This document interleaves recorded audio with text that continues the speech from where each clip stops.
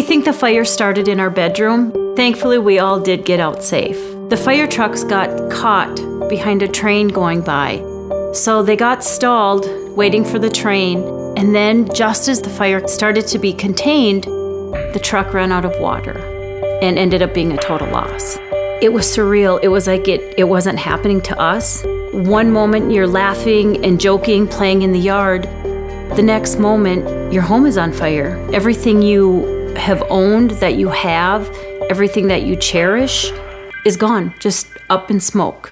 You know, our Farmers Union insurance agent was there the next day, and he not only came to see how we were doing, but he brought us a check.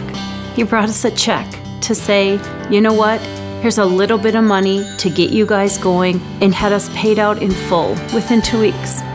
We were so lucky to have Farmers Union insurance. We picked the right insurance company.